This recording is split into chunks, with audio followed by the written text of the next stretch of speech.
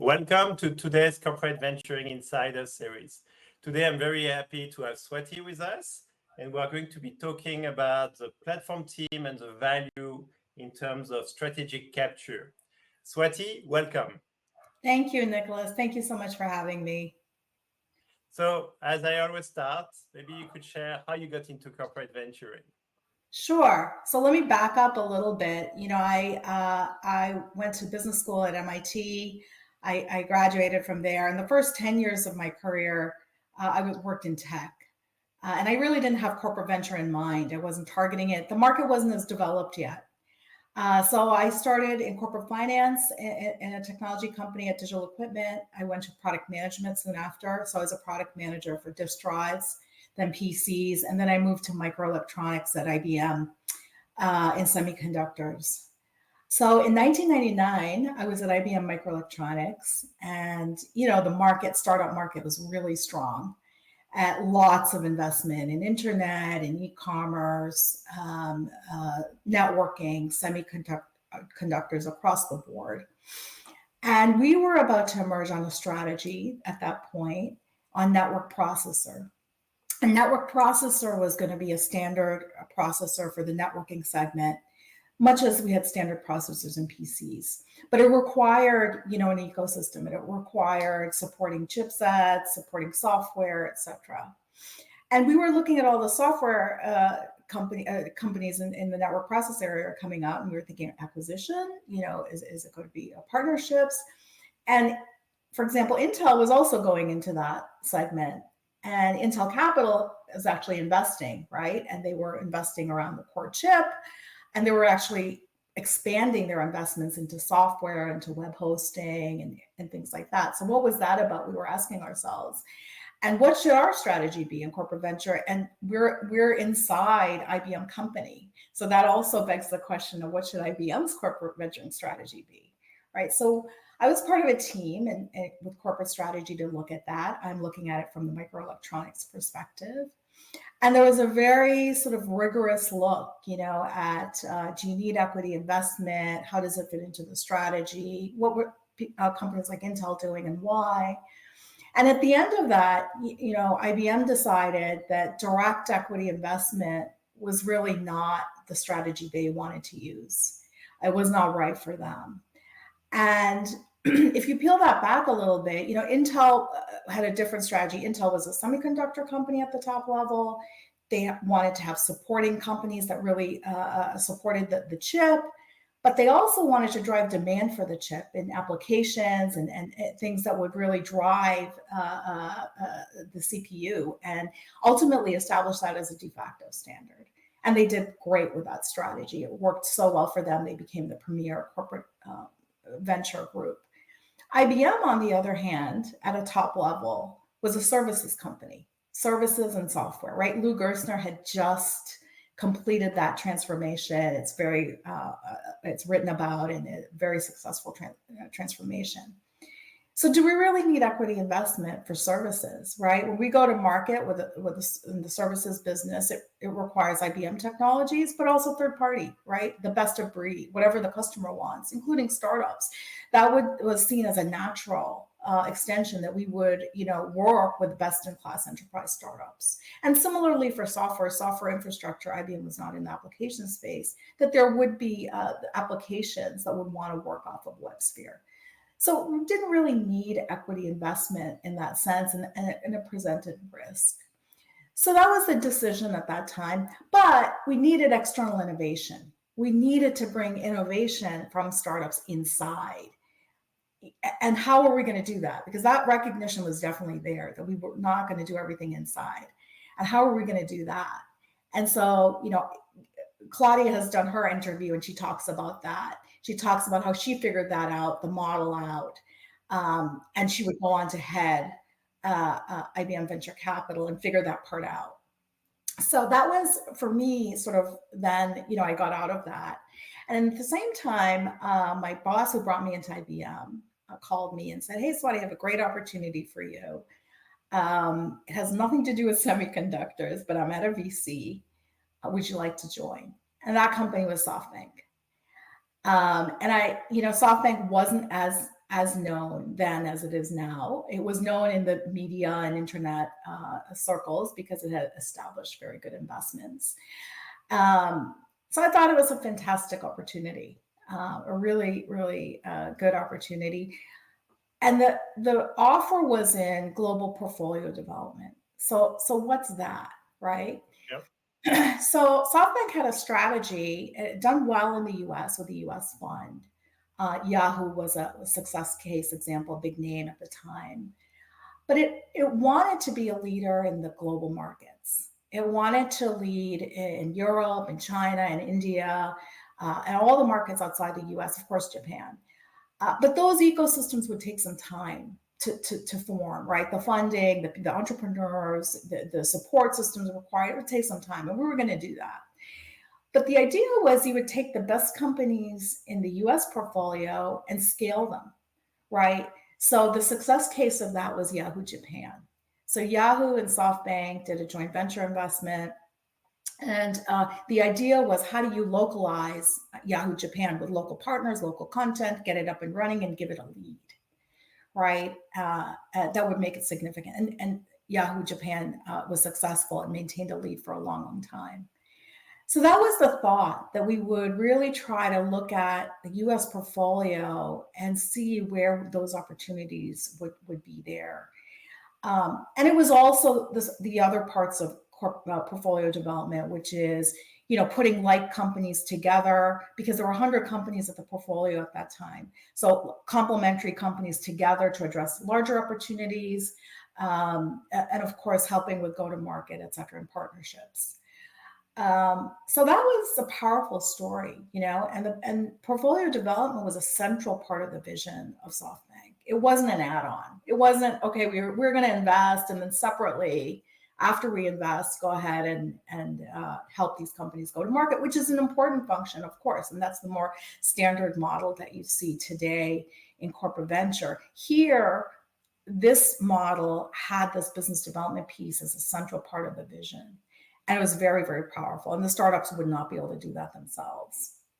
So I thought it was a really good opportunity. I jumped in. But, and it was an exciting time, obviously. We invested in companies like Alibaba at that time, so SoftBank China, Make My Trip out of SoftBank India. So really, companies that succeeded and entrepreneurs that were amazing. And of course, the colleagues that I met there that would go on to have their own funds down the line, et cetera, and be very successful. But we know how the story ends, right? The market crashed, and we know that that's coming, and it crashed very quickly. So I was sort of there in the boom, and then it bust. Of course, that was disappointing. And initially, we didn't know how long the downturn was going to be, right? So is it a long-term thing?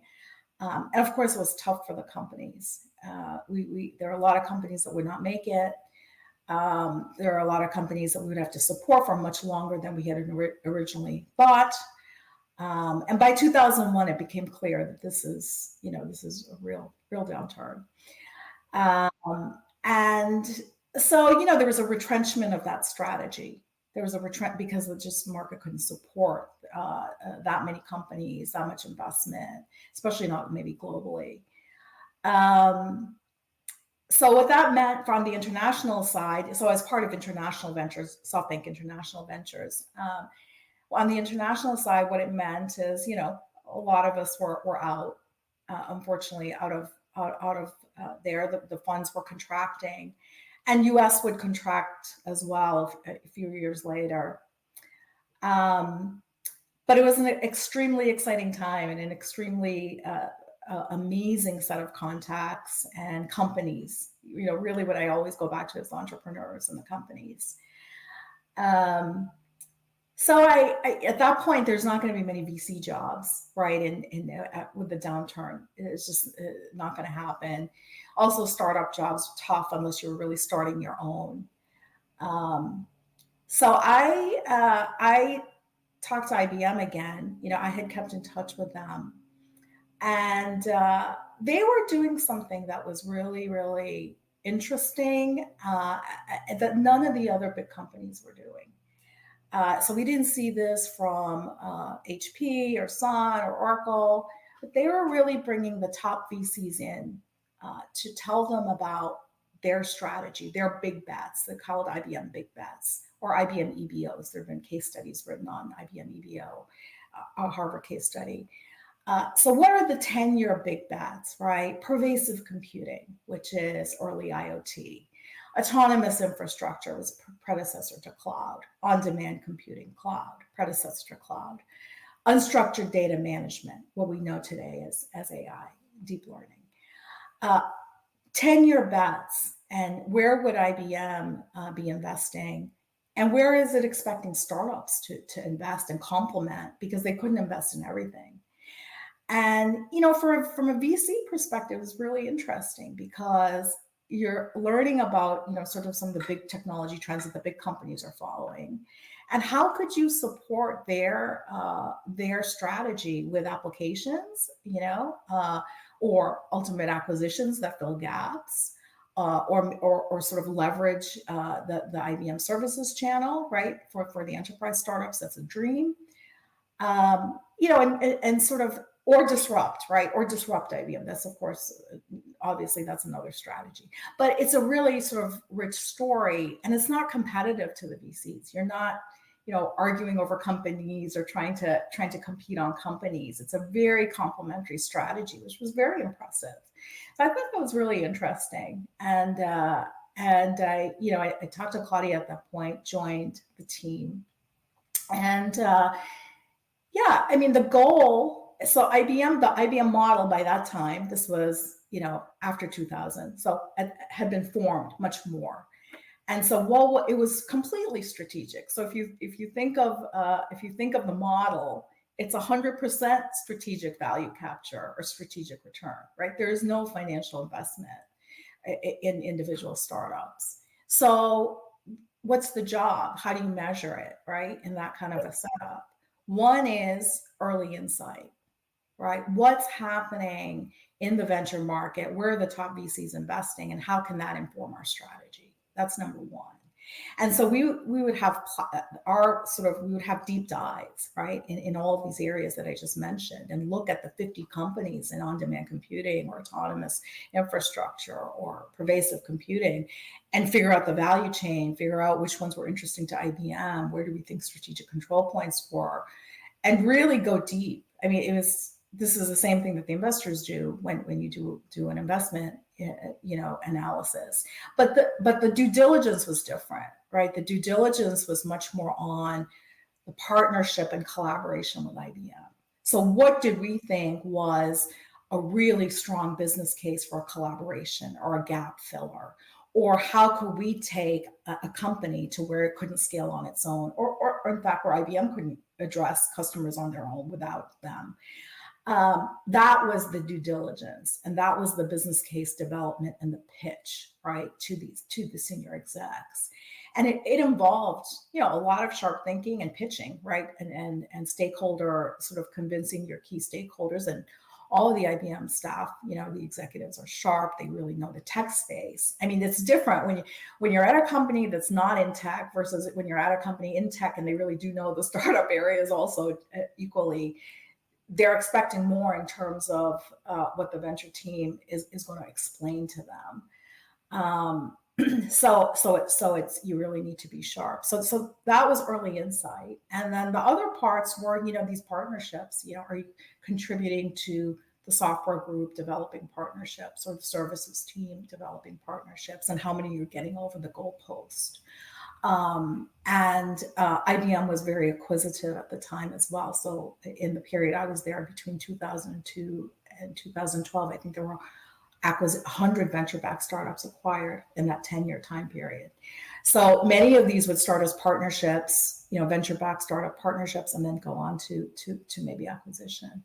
So those were the measures, and they were all about strategic value capture, right? You couldn't say that you didn't understand what the team was doing in terms of strategic value capture. It was 100% strategic value capture.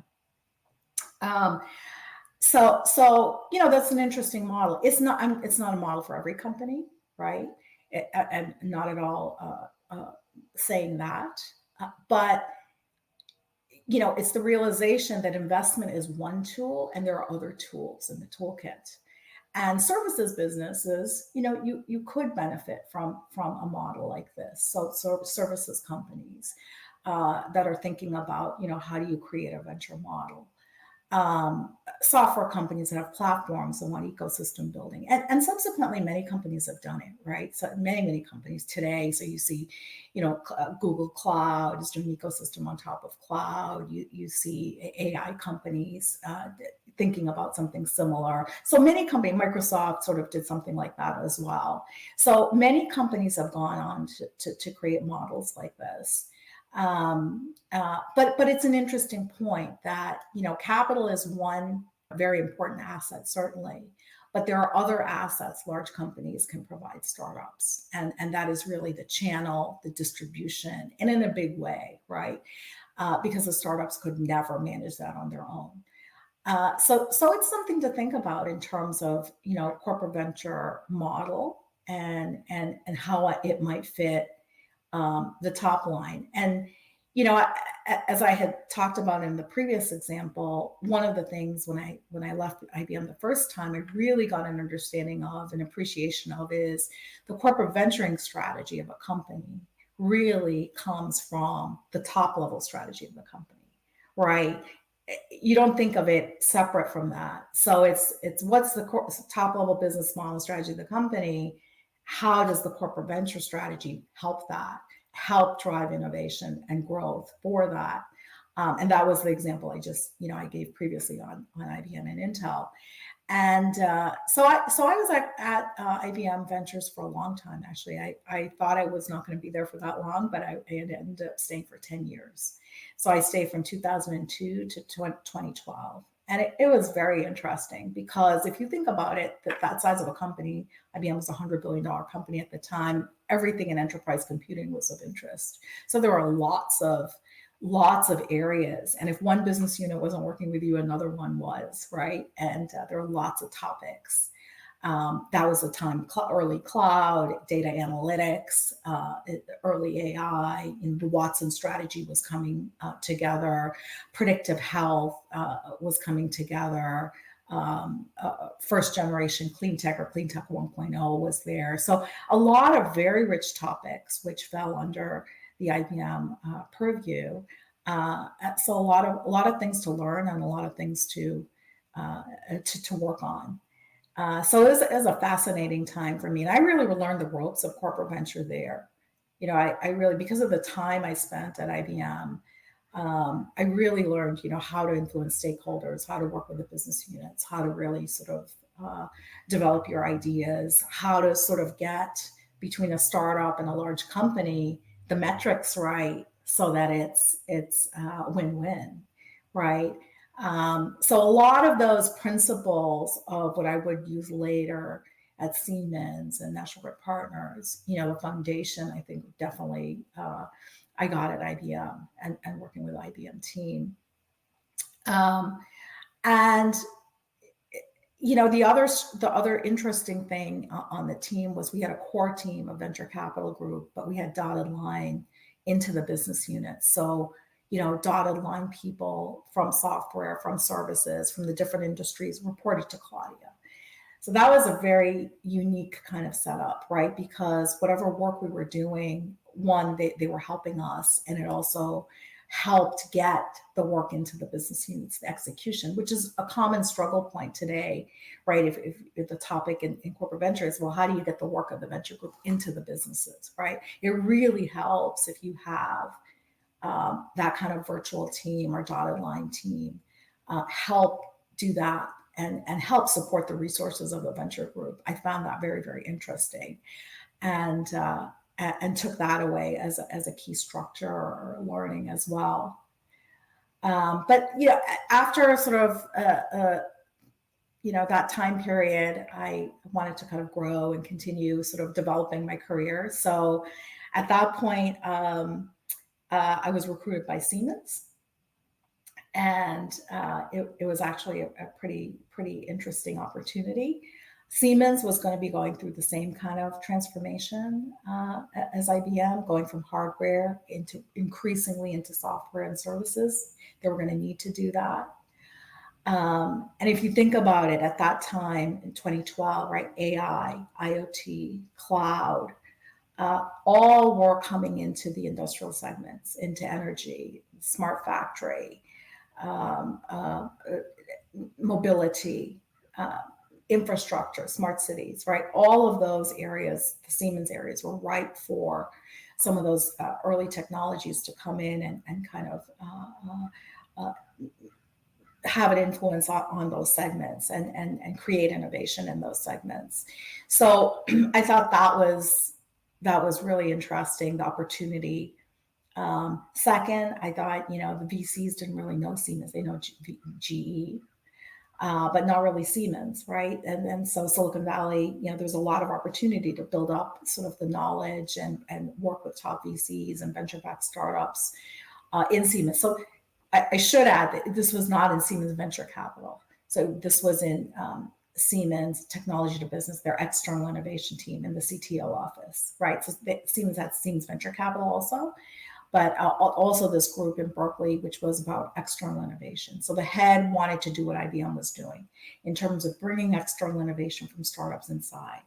And so the charter was, how do you build new products with a startup partnership? How do you maybe form new businesses or ideas for new businesses with some kind of startup collaboration? And that's what you were measured on. The sort of engagement with the business unit and the startups. And the other thing was, we were in Silicon Valley, whereas most of the business units are in Germany. So there's a lot of freedom and necessity for you to do the job. And sometimes that's very challenging, but sometimes it's also a very big opportunity. So I thought, that was really sort of interesting, and had a lot of opportunity. The size of the Siemens platform, obviously, are also a $100 billion company, the same kind of size as IBM, so very big in terms of what you could achieve. So I jumped. I went from IBM Ventures into Siemens as Siemens Technology to Business. And let me know if you want me to stop, Nicolas. I'm continuing. I can see you've done a range of corporate venturing activities, not just TV feeds, but also innovation teams. And you have decades of experience, which is very rare for a platform team type of discipline. So maybe one of my questions is, from all this journey, do you find that the professionalization of corporate venturing around getting innovation outside in, and your functions, the various functions you have taken, have they matured, have they improved? What are the big trends you've seen?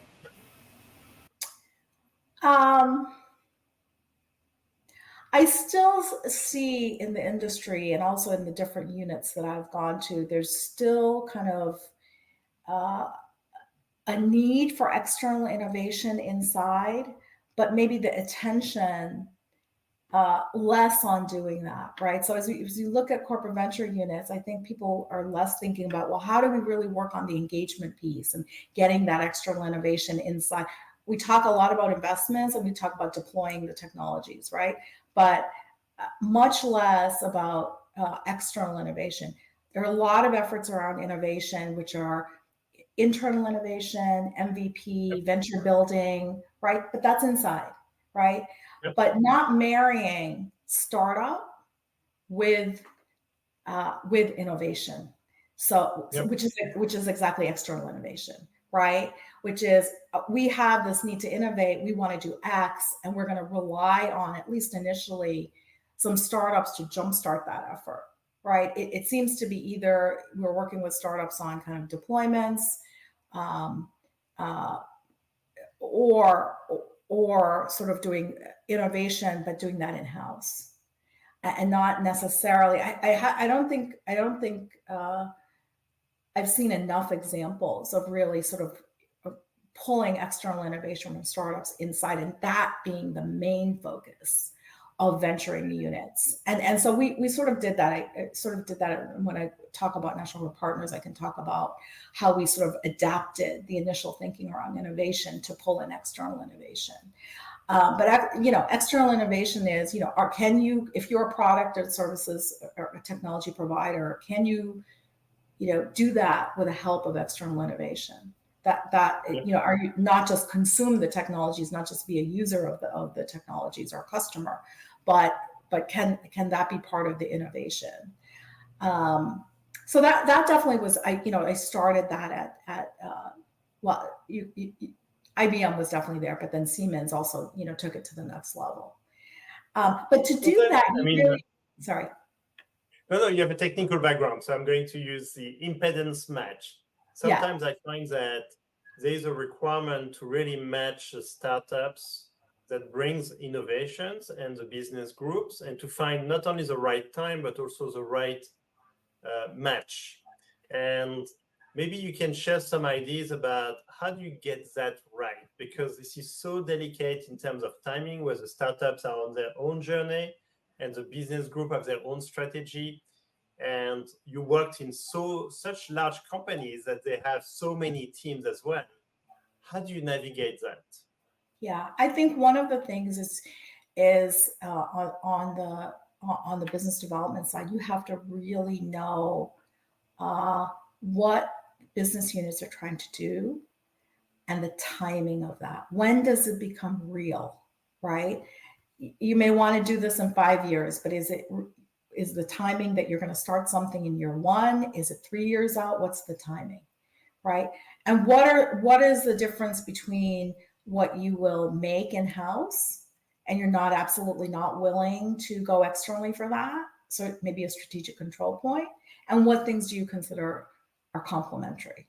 Because that's a delicate, you have to really know that, right? What are the boundaries? This is what you're going to do inside, and you want to maybe control one part of the solution, and then you're going to take supporting things from the outside. So it's very important to get clear that roadmap and the timing of that roadmap, so you don't waste a lot of time with startups, and you can select the startups with those things in mind. Of course, the technology, right? The technology, it goes without saying, you're going to be looking for certain class of technology, a certain type of startup, the field of the startup. That of course is number one.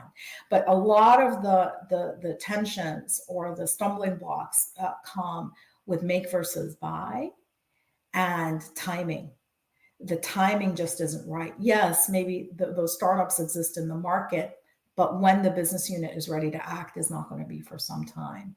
And so if we can be clear about that to startups, that doesn't waste their time and their resources. And I think you do them a favor by saying, you know what, this is 2 years out, so right now let's not work on it, or let me help you with some other things, and then this is a 2-year out opportunity, and they can then go work on other things. So to vet that out in the business unit, and you really do have to vet it out, because it's not often clear, even in the business unit itself has not figured it out. So to be a catalyst to help that business figure it out and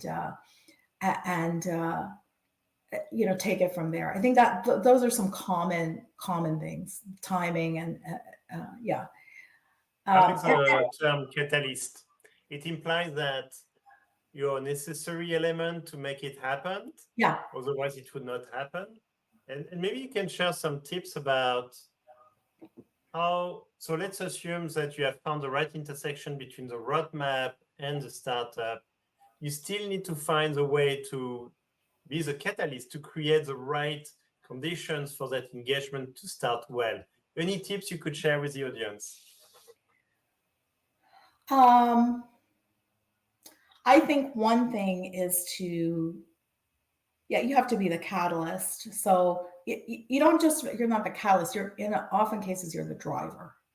You are the main driver, right? I can give you plenty of examples of companies, startups that are, in the proximity of a large corporation, but nothing was done with them until the venture team, or in some cases myself, right, came in and started driving it. So I think on the business development side, you have to see, whether or not you reside in the BU or you're residing in the venture group, most commonly you're residing in the venture group, you have to see yourself as the owner, that it will not happen without you. You need to drive it, right? And so therefore, as the owner or the driver, you need to evangelize, you need to make the business case, you need to meet with all the stakeholders. You need to pretty much do multiple parts yourself. You have to look at, maybe things like procurement and, what those cycles are going to be and who's going to own it there, and evangelize, but really build the case. It's almost as if you're the startup person inside the company. You're going to have to be prepared to do everything and push it. And if you don't, chances are it's going to fall apart, right? And how is that done? I mean, there's a lot. First of all, you have to have executive support in the business, right? So there's a lot of part of it is evangelization, bringing startups to the business units, having them see whether or not there's an immediate partnership, right? Having them see what the innovation is happening, right? Impressing them that there's a wealth of opportunities in the startup world that are impressive. And I think the technical folks really do get that. They really do appreciate that. That's been my experience, right? Even people in IBM research are impressed with with a startup that's doing something disruptive or something in any way, as something that they hadn't imagined because they were inside a big company and they're looking at it differently. They recognize, and we had many examples of that at Siemens as well. The best teams I saw working together were the technical teams inside, people from research, and the startup, because they each other recognize the talent and the commitment and the possibility, right? And so in a way, if you do have a strong technical team inside the company, I've seen some data on this, you're more likely to go further on startup engagements because of that recognition and commitment. And so I think, going back to your question, really sort of engaging the executive team on what's happening so that they understand that there's a number of opportunities. And then two, when you're championing one and you have to think through all the roadblocks and you have to systematically go across the company and start working them and start seeking help from executives to take the barriers down. And I think if there's if the story and the business case are right, if there's the opportunity is compelling, then there's a much better chance of taking the hurdles down. There's a much better chance of having the executives help you take those hurdles down. If the business case is not, and you're impressed with a startup, but really you can't articulate the business case strongly, then it's a tough time. Then things are more likely to fall apart. And I think a lot of times within a venture team, you fall in love with a company, or you're really trying to push a company, and you may not be looking at it completely from the view of the parent. And so you have to always take that view of why it would be really compelling, why it would be a game changer, right? And if you can articulate typically why it's a game changer, why it's extraordinary in terms of opportunity, I think you could list the hurdles and start doing it. But I don't think you can get away from being that driver, that owner that single-handedly will take down every single barrier to that partnership. And sometimes you have to do that. And it's time consuming and it's hard.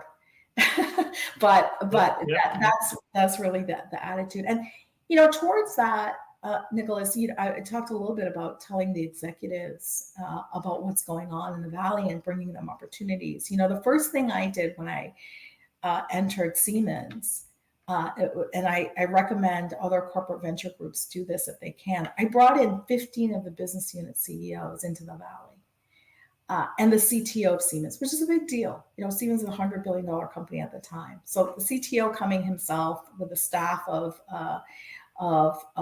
business unit CEOs is a big deal.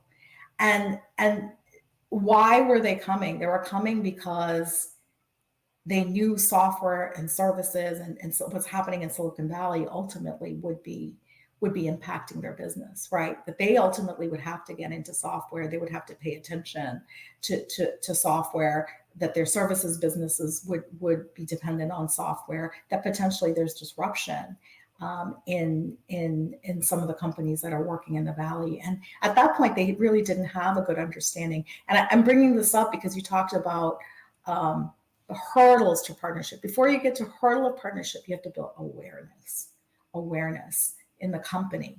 And you have to spend some amount of time building awareness, whether you're supporting one business unit or a lot of business units, that because without that awareness, the action is more delayed, right? Because just the awareness, you don't know what you don't know, right?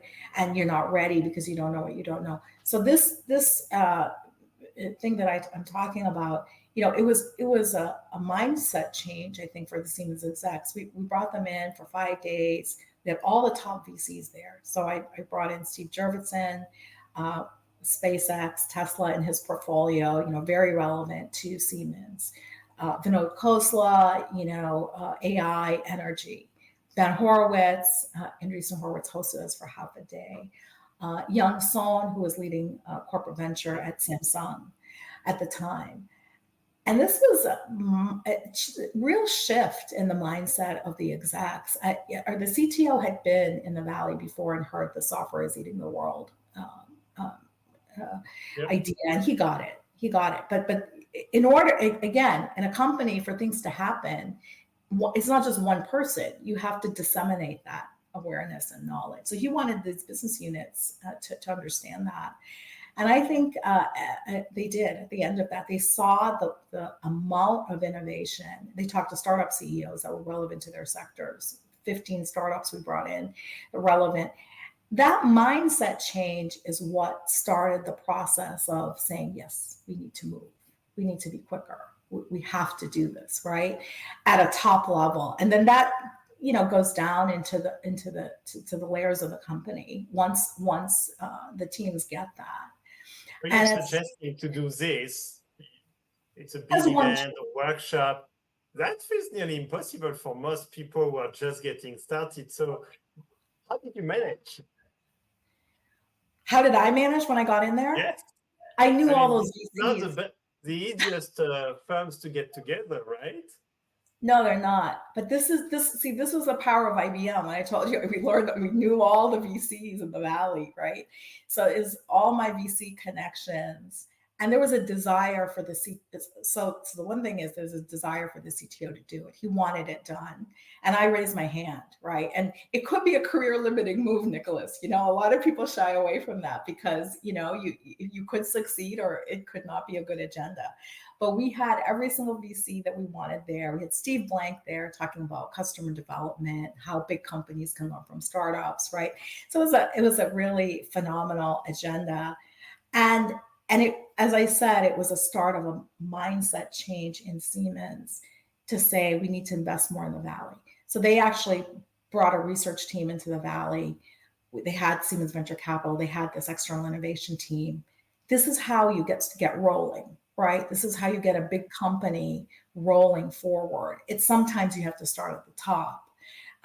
If you're getting stuck in the middle, just, one startup in a business unit, it may be because the top level awareness isn't there. And, I suggest to corporate venture teams, if you can do something like this to influence your executives, it's really game changing. And not everybody can do it, and you can't do it at that level. Maybe you can bring 1 or 2 execs, a couple of startups, however way you can start. It's a good way to start. But that in Siemens started that shift to recognizing that, software was very, very important. And as you were looking at AI coming in, so the next couple of years, I worked on things like, autonomous inspections with AI and deep learning, and predictive maintenance for turbines, smart manufacturing with AI and IoT, all of those topics, right? Image analytics with healthcare. those are exactly the topics of the Valley, right? Of the core technologies that are happening in the Valley You say the Valley is always like 10 years ahead, or what would you say?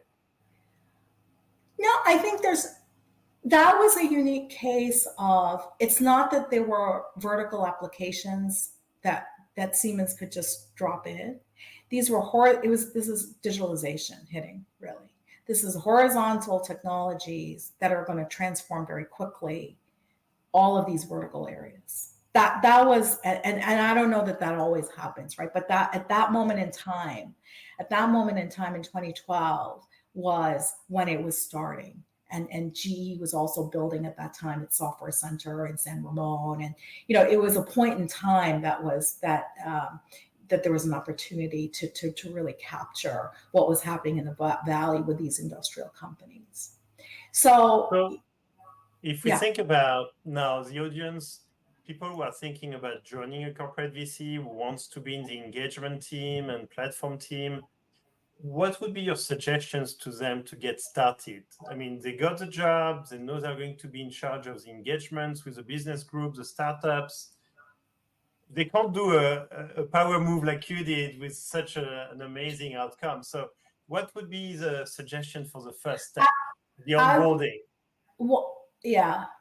So one thing is, you have to make sure, if you're taking a platform job, you need to make sure it's a core part of the proposition of that company. That it's not just a sideshow. It's not an add-on, right? That it's important to the company and part of the model. That's one thing, and so you should keep that in mind when you're looking for a role. But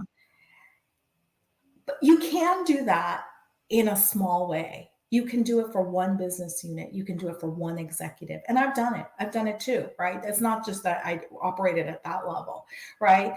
So whether at Siemens, whether at National Grid Partners, bring in one executive, have a couple of startups. You don't not necessarily always need the VCs, right?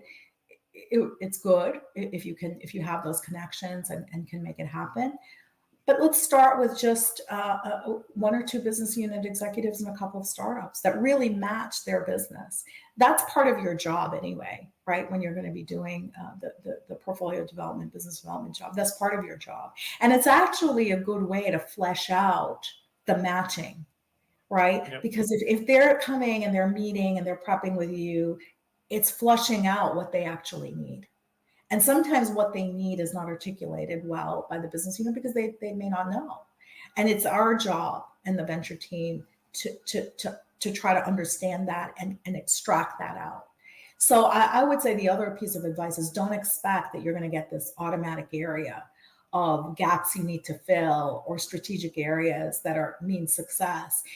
You're going to have to know enough about the startup area as much as the investors, about what's happening with startups and what things apply back to your corporate parent, to say that these are the things, maybe you don't know it now, but are going to impact the business over time. And you really ought to consider these on the list. Use it as a way to flesh out the list. And I'll give you some examples at National Grid Partners. We didn't get to National Grid Partners yet, but the first year in terms of the investments, we did a lot of deals, AI company and predictive maintenance, that were not being asked for, but we knew, right? I knew, for example, from Siemens that was going to be an important area for sure, because I had seen it in Siemens, and Siemens is a technology provider to utilities, right? So even if the business unit doesn't recognize, one, you have to build up the knowledge that some of the, you have to go out and talk to startups. Number one, you have to know the startup space very well. You have to know the application space of the corporate parent well to do that matching. And a lot of times you can foresee, or the best cases is you can know before the business unit knows, and put things on their table that educates them. That's really high value for them because it was something they weren't thinking about. And there are plenty of cases that, I could say in Siemens or National Grid Partners where that was very much the case. And it's normal, right? Because the business units aren't expected to know what's happening in the Valley. That's not their business. That's the business of the venture group. The venture group needs to know what's happening and map it. So it really does come down to your acumen, building up acumen with the right startups. And I advise, whether or not you're investing, I advise the portfolio development teams to go out and talk to startups, meet with startups, meet with 50 of them in one category, or however many there are in that category, meet with a broad range of them. So you really understand the possibilities, and then can go back to your company and create some good proposals. Maybe that leads to my next question, which is about the platform team KPIs. Could you give maybe a high-level view first on KPIs, which you think are really valuable to know, and then drill down on the one you thought was the most meaningful? I'll say it depends on the company, right? It depends on the company. It's company specific. I don't know that you can say in general there's one, because ultimately, again, it goes back. What is the company trying to do, right? For example, I'll give you an example. IBM was trying to do partnerships in software and services, so we could count the partnerships. That's a KPI. And how many more on the exploitation, ecosystem building? Yeah, how many did you add to the ecosystem, right? We actually ended up making that number very, very big. We developed that ecosystem very, very high. How many acquisitions did you? How many acquisitions did you influence? Did you find the company? Pitch it. There was a partnership, acquisition. That's a KPI, right? Yep. Even on Insight, how many sort of decks did you deliver on what's happening in an emerging market? How many talks did you do? How many sort of original piece of thinking and research did you do and deliver? Is it easy? Inside the mothership, you mean? Inside the mothership. So that's a golden nugget. I never thought about that number of internal presentation. So, and I'm kind of exaggerating here. We didn't necessarily count the number, but that was a key. As I mentioned at IBM, the deep dives were a key building block or framework in IBM Venture Capital Group, that we developed those ourselves. We talked to 50, 60 startups. We created the value chain. So a lot of what you see for CB Insights does today, right? They do it automatically, or PitchBook. A lot of that is taken care of, so it's not as hard today. We did a lot of that manually. But that insight into a space that you have created, that's your own work that you can't see published elsewhere because your own insights are into it, right? You have built your own insights by talking to people. It's not just a copy. That's very valuable for the business units to hear, to understand. That's at IBM. Now, different company, Siemens, we counted how many products did you develop? So the idea there was you get product to market. You are going to transfer to the business unit a partnership that will lead to a product, and they have to accept that. So that was kind of like a product management funnel. So at Siemens, would you follow this product, the revenue it was generating afterwards, for example? Yes. So we follow a stage gate model, much like, or you could say it's a VC model, Series A, Series B, Series C. Similarly, product concept, product development, and transfer to the business unit, and then post revenue. Not all of them would go on, right? But they would at least be transferred to the business unit. Those are KPIs at Siemens in terms of some of the partnerships that developed there, right? National Grid Partners, we had KPIs around deployments. How many, and I shouldn't say deployments, engagement, right? How many of the portfolio were engaged, had some POCs, had deployments. We would count those. Those are part of strategic value capture, and those are monitored and counted and part of your performance very rigorously. So I can't say one thing because each company has a different objective, right? From strategic value. National Grid is not a technology provider. They're not going to develop products from the startups as Siemens or IBM would, but they're a user of technology. So then the KPIs around engagement, POC, deployment, etc. Adopting basically the innovation, and deployed into the into the company, right? And similarly, the investment metrics are much clearer, because how many investments did you do? How are they, contributing to financial return? But yeah, so I think, again, it starts at what the company is trying to do, and then you put some clear measures down that will be connected to success and performance. And that's actually very important, because, again, when you communicate back to the parent about what's your success, what's your strategic success, it's very important you have agreed on measurements, right? Yep. That everybody agreed that these would be the success metrics, and then you count them. If you don't have that, because projects take time, because you might have a multi-year effort with a startup. You can't say success in 1 year. You might have to take 3 years. You can at least track these different metrics to say this is progressing, right, through the At funnel. different milestones as well. Right. So we used to, at Siemens, we used to have that. We used to have a G100, G200. We would count how many things are making it through the funnel successfully, even though they're not done. And we're not just counting success 3 years out. We're showing the path in between very clearly. So it's a very important thing in terms of communication. So there's one thing you mentioned during your introduction, I wanted to double click. You mentioned that it's very helpful to have this dotted line between the business group and the CVC. Maybe you can share about first the value of this dotted line and how it's best managed.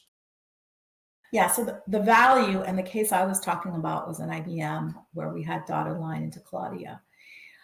The value is you have more resources in the venture team, right? We have so much work to do in the venture teams, and not often the teams are small. So here the business units are giving a resource, they're giving a person, and their full-time effort. Full-time, this is the key. Full-time effort to support and sit on the staff of the head of ventures, right? So they don't report directly to ventures, they report to the business unit, but they work full-time with you. And so you're expanding, one, the resources of the team. That's one benefit. Two, so that's a golden nugget, because I've seen CVC where they have this, but it's part-time. And then it's always an issue of prioritization. And it's an issue of which job you're doing, right? So that's one thing. And you're measuring those people on that job. It's not that they're doing it when they have time. They're doing it and being measured on it. They're measured, the performance is measured on it. And they happen to sit back with the business unit head on their staff. So they're communicating constantly on the projects and what's happening and driving, right? So you get things deployed, or you get things out into the businesses because you have this team. So the benefit is resource and integration with the business unit, which, if you have a small team of just venture people, it's often hard to do every part of that. Like what I was saying before, it's hard to scale that, right? If you're doing everything with one startup project and you're the one taking away all the barriers, as I said, well, it's hard to scale that. So you need people, and sometimes people just don't think of it in terms of the corporate venture structure, to structure it this way. If the company can do it this way, it has a lot of value. The other thing it does is it brings the business unit into what we do every day. And so it helps with the culture of, hey, what is Ventures doing? And how does it relate to what we do? That communication, that evangelization across the company, and having those folks evangelize, what's happening and why the Ventures group can help. That's also very important, very important. And earlier you mentioned about falling in love with a startup, their project. How do you mitigate this bias that comes into it? Because when you pitch the startups for an engagement inside a business group, there is a fine line between you're evangelizing and you're starting to pitch like you are the startup. So how do you find the right balance? Yeah, that's a good question, because it's true, right? In doing this job, whether you're an investor or you're on the business development side, you tend to fall in love with the deal that you really think a lot of. And I think you also do the business units a disservice if you're not pitching something that's going to ultimately be great for them. So then you lose credibility, because then what they think is you're just pitching whatever, you want to invest in, maybe, right? You want to make that investment and you're pitching this to me, but it has no value. So I go back to, you have to have that, why is this compelling for the business story, business case? If you don't have that sharply defined as to why the business will fail or be severely, face obstacles if they don't have this company, that is a mediating thing, right? That makes sure that you are thinking in your own mind, what's the value to the company? Because sometimes we're not thinking of the value to the company as much. And considering, and what it helps is if you go to the business unit and have them validate that, have them think through, if you have colleagues in the business unit or whatever, so people that can help with that thinking, think of why they wouldn't do it. Think of the hurdles. Think of what the objections might be. And when you have objections, there's two categories. One is an objection because you don't know what you don't know, but the other is a real objection, right? So you have to distinguish. Is it just because you don't know this technology, AI will be important to predictive maintenance, and you just don't know that, and therefore you don't want this? You think, yeah, we're all good in predictive maintenance. Okay, that's a different case. Or is it really that your business is not fitting in with a strategy? It's not, you want to build that inside, or it's really not a fit at all. You need to classify those objections or the pushback, and then move forward accordingly. And sometimes you have to drop it. You have to drop it. I mean, a lot of times, right? We've had, loved something, wanted to invest in it, or wanted to have a partnership, and we had to drop it because it just wasn't going to happen. Yeah, it has to match. That's back to this impedance match, finding the right time. And if it doesn't, then you can't force it. And so maybe my last question for you is more reflective, but if you could go back in time and tell Swati, just before joining IBM Ventures, one advice, what advice would that have been? Well, I guess that advice would be, every model is going to be different. So every model is going to depend. And I knew that intellectually, but it's a different thing to kind of go through it, right? Every from Swati already experienced, and you would listen. Yeah, it's every so every company is different in terms of objective, and every market is different. Tech market is different from industrial, right? Is different from energy and utilities. Those are three segments that I've been in, and you have to go at the pace of that business. So the first thing in Siemens, the tendency is, you're trying to go at a tech pace. You're trying to go at the pace of IBM, right? They just don't go at that pace, right? They go slower because their business is different. They need to. And, on the tech side, disruption feeds that pace, because, the tech companies are always thinking, oh, the startups, somebody's going to come and disrupt me, so I need to go fast, and I need to worry about that.